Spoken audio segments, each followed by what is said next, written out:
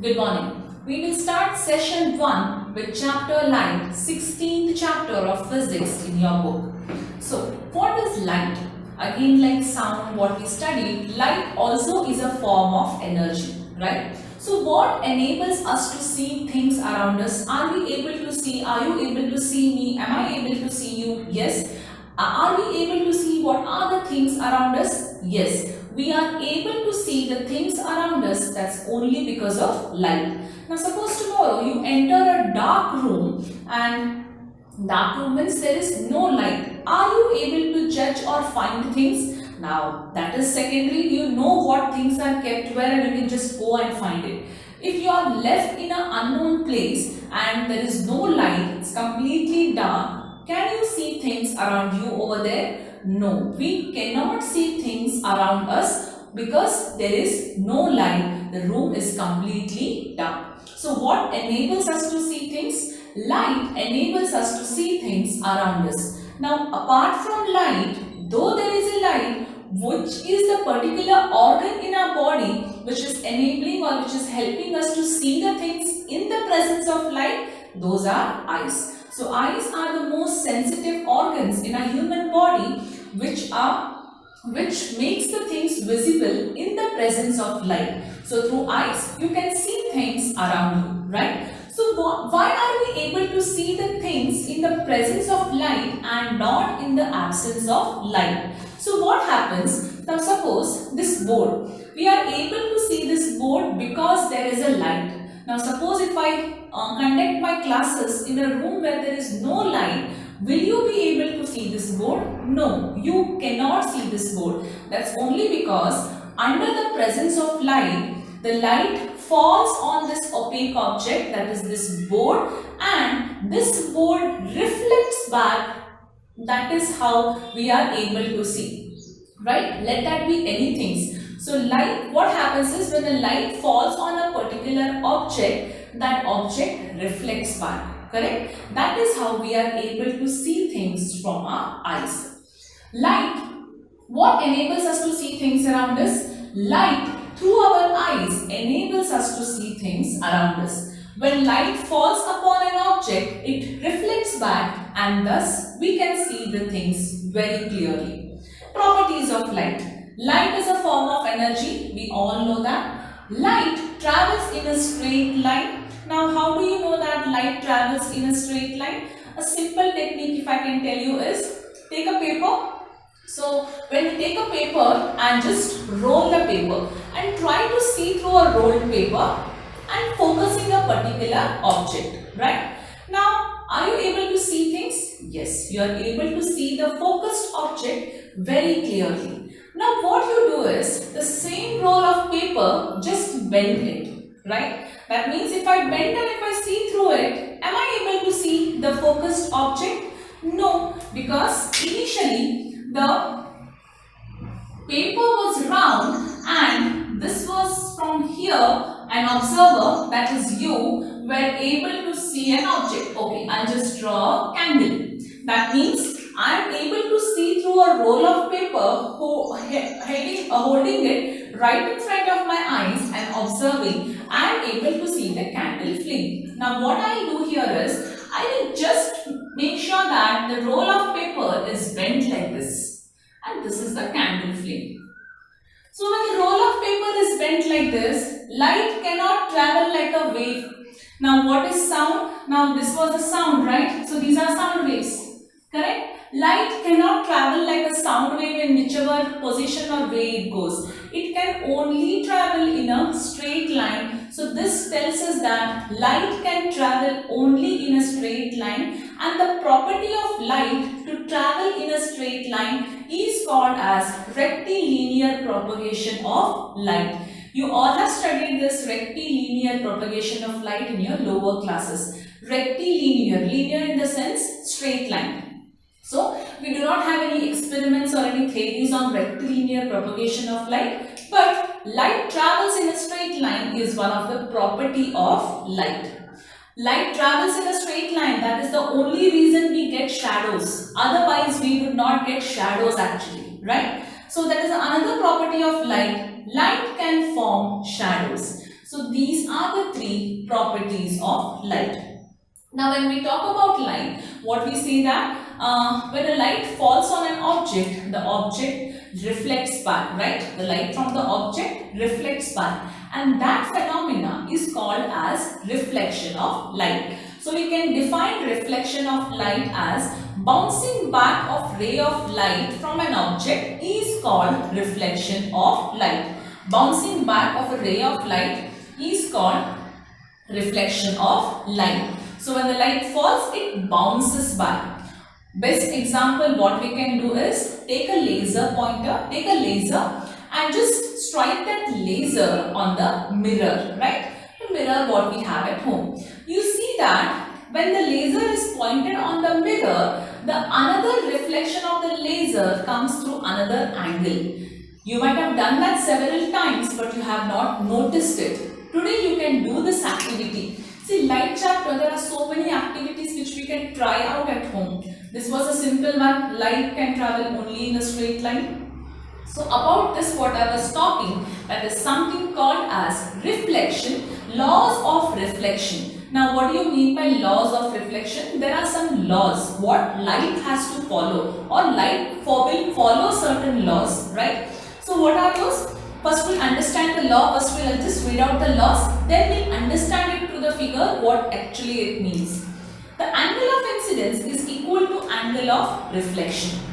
The first law, the angle of incidence, that means suppose if I have a, now suppose if this is a piece of a mirror what I have, so a ray is striking the mirror, right? The ray which strikes the the light ray which strikes the mirror is called as an incident ray. It is incident on the mirror. Now once it strikes the mirror, what is the process happening here? Reflection. What is reflection? Bouncing back of ray of light. So the ray of light has to bounce back. The ray of light bounces back. So this is the incident ray, and what is this ray? This is the reflected ray, right? You can try this by taking a protractor, a mirror, right? Fit a protractor to the mirror in the way such a way that they are perpendicular to each other. Then what you can do is at 60 degree or 30 degree, just point it towards the mirror. Now suppose if this is the mirror you have kept it, okay? Keep a protractor here, right? When you keep the protractor here, point your laser to a particular angle of a protractor. Say I have marked it for 30 degree. Surprisingly, what you see that the bouncing ray which comes back, it comes back as a reflected ray from 30 degree only. So what does this tell us now? Angle of incidence is equal to angle of reflection, right? This is a mirror what I have drawn. This is the incident ray falling on the mirror, and this is the reflected ray which is bouncing back from the mirror. And if I draw an imaginary line perpendicular to the mirror between the incident and reflected ray, that imaginary ray of line is called as a normal, right? So we do not get any normal line, but normal line is a imaginary line which is perpendicular to the mirror between incident ray and reflected ray. So if I get an angle 60 degree here which is incident on the mirror, that means the ray which bounces back from the mirror called as a reflected ray is also 60 degree. Simple one mark question. A ray of light incident is 60 degree. What will be the angle of reflected ray? 60 degree. Reason? Angle of incidence is equal to angle of reflection.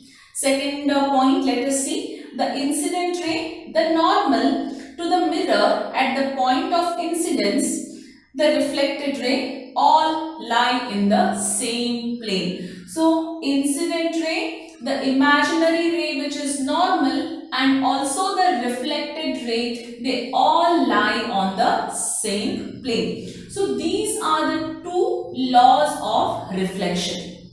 So now this is what we understand. understood what is reflection, right? What are laws of reflection. Now let us understand when a light ray falls on a mirror, how it actually bounces back, right? Let us understand this phenomena in detail. Let us just understand now how the formation of image is formed in a plane mirror. Now, according to the laws of reflection, we understood about the incident ray and the reflected ray, right? So, assuming that if this is a plane mirror, PQ is the plane mirror and observer is here. I as an observer, that is a person standing and observing a particular object. If he wants to see, here O is an object.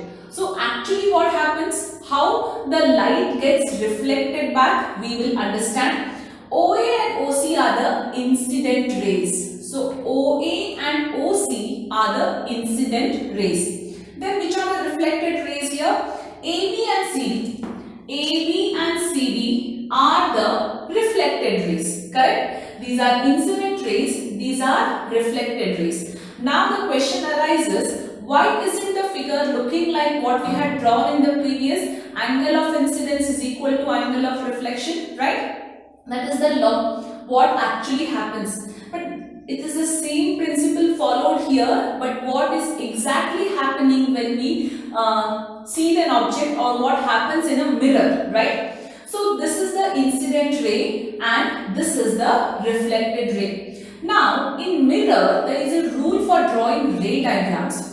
Ray diagrams you will again study in detail in your standard 10. So here in 8th grade you don't have anything about ray diagrams. We have ray diagrams based on mirrors and based on lens also, right? So what happens if you just extend these reflected ray line at the back, they go and form at a particular point and that particular point is the formation of the image. Right? It sounds quite theoretical, but it is just a phenomena, the concept what you have to understand how the image is formed. That means in a plane mirror, image is formed behind the screen. Now what do you mean by behind the screen? Is there something there behind the mirror? No. That means image is formed behind the screen means the image cannot be caught on the screen.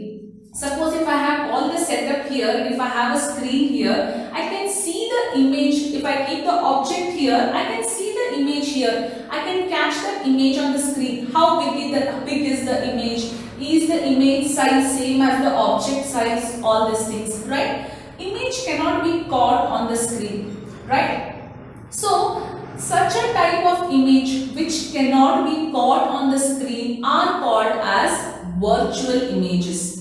Means the features of the images formed in a plane mirror are obtained image is behind the mirror. The images which are obtained behind the mirror are nothing but virtual images. All virtual images are erect images. Now what do you mean by erect image? Suppose if I have an object here, the image what is formed is again like this only. This is erect image. Suppose if this is an object, the image formed is like this. This is inverted image. Okay. All virtual images are erect images and they are laterally inverted. Now, all plane mirrors will give you laterally inverted images. Now, what do you mean by that? That means image size is equal to object size. Suppose if I look myself into the mirror, image size is equal to the, object size is equal to the image size. It will be of the same until unless we have, it's a different type of a mirror where we look differently into it, correct? Distance of the object from the mirror is equal to distance of the image from the mirror, true. Now you stand in the front of the mirror, as you go further, you get to see the same type of image. As you go far from the mirror, you can see the far away image only, correct? Distance of an object from the mirror, distance of the image from the mirror. Now here you only understand the basic. This is how the phenomena is actually done in the mirror, where we cannot see it, right? You can't see the image forming behind the mirror and all, but that is the concept of a plane mirror. Now what do you mean by that? Images formed are laterally by lateral inversion first of all, right? All plane mirrors, all mirrors what we see at home are laterally inverted images. Why? Because suppose you stand in front of the mirror and raise your right hand. So in mirror it appears to be as left hand, right? Suppose if you have a mole on your chin on your right side, when you see in the mirror it appears to be on the left side. So left appears right and right appears left, or vice versa what we can say. So the phenomena where your left appears as right and vice versa are called as a lateral inversion, right? So image what we see in the mirror are lateral inversion mirror always. Our left will appear right and our right will appear left. So this is the basic phenomena or the concept how the image is formed in the plane mirror. So in our next class we will be studying about types of reflection. What different types of reflection are there? So in today's class we understood the introduction about the light. What is light? How it makes the object visible to us. We understood the laws of we understood what is reflection. What are the laws of reflection?